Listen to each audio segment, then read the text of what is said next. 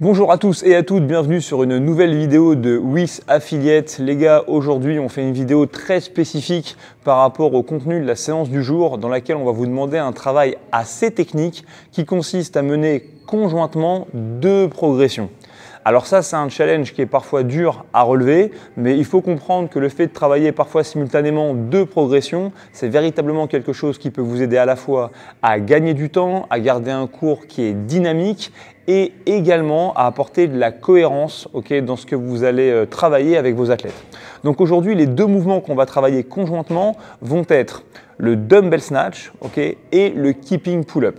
On en profitera aussi pour voir certaines options d'adaptation pour attraction en keeping. Première étape de cette progression, ce serait donc de mettre vos athlètes en binôme, un qui démarre au snatch, un qui démarre à la pull-up et de comprendre qu'après chaque étape de la progression, on serait amené à intervertir le travail. Première étape de la progression, je vais demander simplement à l'athlète qui a la dumbbell d'effectuer un dumbbell deadlift, ça va ressembler à ça.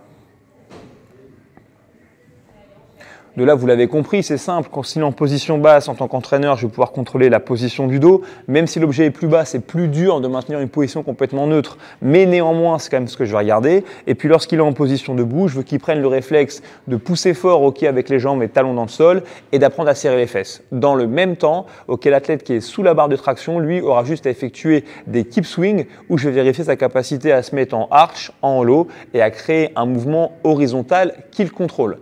Du coup, pour lui, ça ressemblerait à ça. On fait en simultané, tu fais 3 deadlifts, je fais 3 keeping. 3, 2, 1, go.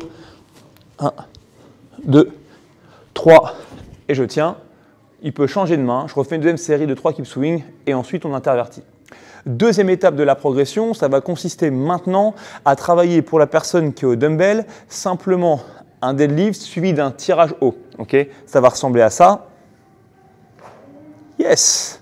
Comme l'a très bien démontré Gauthier, ici on va pouvoir travailler deux éléments. Première chose, c'est le timing. J'ouvre les hanches avant d'utiliser le bras. Et deuxième chose, c'est le fait de commencer à garder l'objet relativement proche du corps. De l'autre côté, sous la barre de pull-up, on va travailler une progression qui consiste à faire 2 keep swing et un keep, c'est-à-dire 2 petits balanciers et ensuite un gros press back, bras tendus avec éventuellement une ouverture de hanche vers l'avant. À nouveau, regardez à quoi ça va ressembler. J'en fais 2 et lui fait une fois de chaque côté ou 2 fois de chaque côté. 3, 2, 1, go.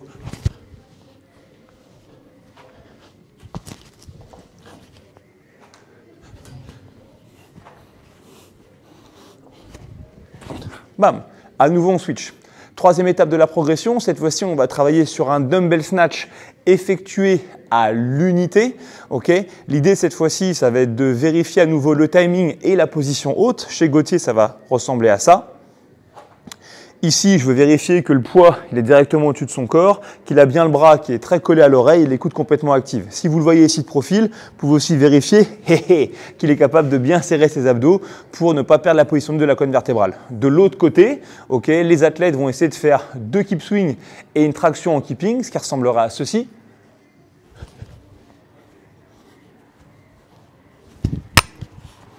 Ça va faire un joli bruit à mon avis dans le micro. À nouveau, là, vous allez commencer à travailler notamment le timing du tirage. Et puis surtout, si vous êtes malin, vous mettez à côté de vos postes de traction une box. Comme ça, ceux qui n'ont pas encore la traction en keeping peuvent soit travailler avec un appui sur la box s'ils sont plutôt de niveau intermédiaire. Comme ça, ils travaillent les positions.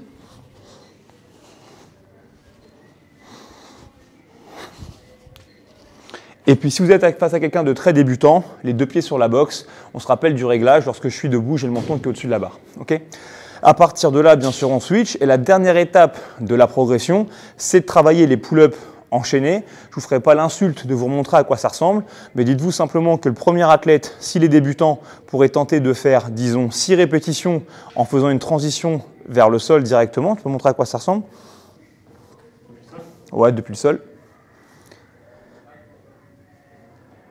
Vous continuez à vérifier les mêmes éléments, notamment l'ouverture de hanche et la capacité à finir debout. Et ceux qui sont plus aguerris peuvent faire une transition avec la dumbbell qui va passer directement devant leurs yeux. Une nouvelle fois, évitez les transitions au-dessus de la tête. Déjà, ce n'est pas spécialement sécure et surtout, c'est un four à nos reps parce que très souvent, je n'ai pas fini l'extension complète de mon bras, que déjà, je veux la rattraper de l'autre. Donc, ce n'est pas forcément idéal pour avoir de bonnes mécaniques de mouvement.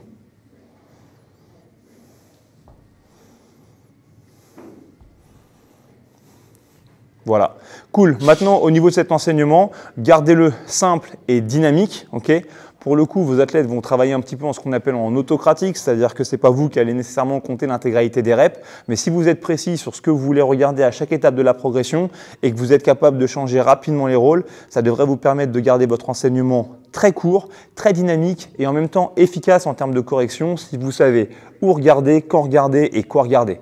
Voilà, une nouvelle fois encore, merci à vous de suivre la programmation WIS Affiliate. Merci pour les petits likes et les petits commentaires sur les vidéos qu'on vous fait pour améliorer, on l'espère, l'enseignement et vous faciliter le travail. On vous dit à tout bientôt pour une nouvelle vidéo. Ciao!